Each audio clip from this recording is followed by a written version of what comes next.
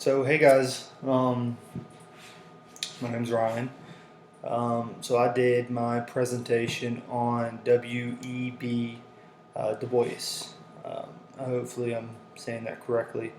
But for starters, to give you a little background of who he was. He was an African American writer. He was a teacher. He was also an activist who whose work really transformed the lives of the black citizens in American society. Um, he was really this towering black intellectual scholar and political thinker. He um, he advocated for political action, um, and he also had a civil rights agenda. He helped form the NAACP. Um, One interesting note that I found when I was doing some research was he was the first African American um, to receive a doctorate from Harvard University, which was a big feat back in that day. He was born in the North. He was free. He was a free African American living up north. So education for him, he he took it seriously. He had a quote saying, he had an academic rage to succeed. Um, he had a desire to becoming a living disproof of the theory of the black intellectual. Um, so let's some of his educational ideas that I found. He believed that education was a fundamental right, and it should not be compromised for any reason, even for segregation. And we will revisit that a little later. He was an outspoken advocate of liberal arts education for African Americans because he felt that was the way that they could develop the elite leaders in society.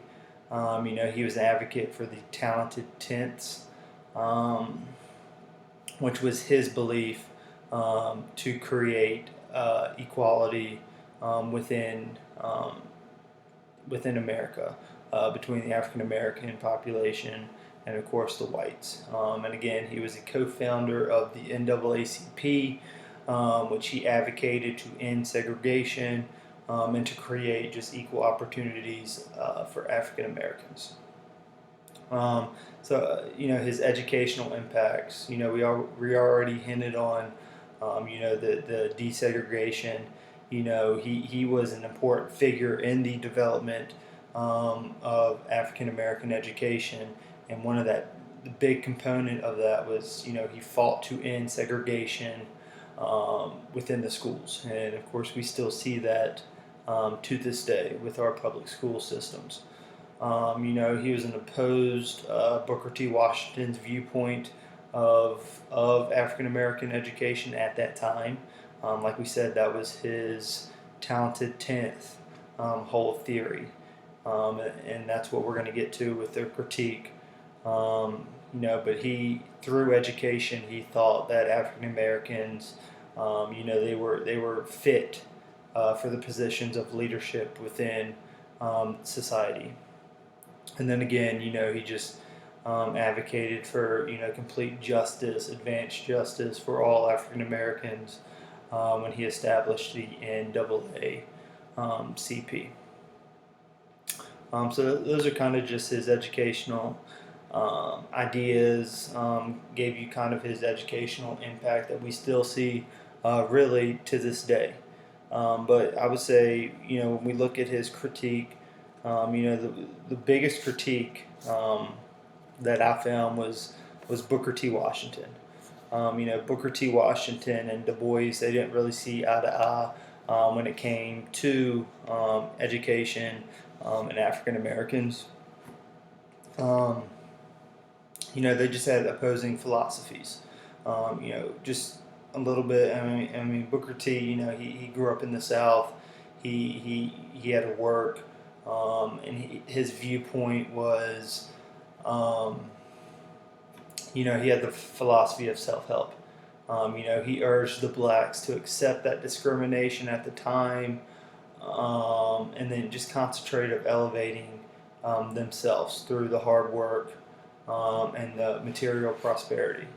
You know, he believed in education in the crafts, the industrial, the farming skills, and the cultivation. You know, that's so vital to society. And you know, through that, he said, you know, the African Americans um, would receive that respect of the whites through that work. Whereas you have Du Bois, you know, um, he didn't really see it that way. I guess and this is where I kind of critique him. You know, he saw through the liberal arts, you know, African Americans, they can be this intellect. You know, they need to lead through knowledge, and um, being that 1/10 of society, and joining with, you know, the elites of society. That's how he thought that they would be fully accepted. And I think, you know, you can see the benefits of both. Um, but my one critique, I guess, with what Du Bois um, was trying to say is I kind of felt that he was kind of unmindful of the importance of the contributions of those other um, 9/10 people. I guess, you know, the people that weren't that 1/10, the talented 10th that could go to college, earn that degree. You know, he kind of did not see the importance of having, you know, that farmer, that agriculture, you know, learning those type of skills, where you be to this day where you be working side by side with the whites to kind of earn their respect. That's my one critique, that he just kind of, like I said, he was unmindful of that component of it. So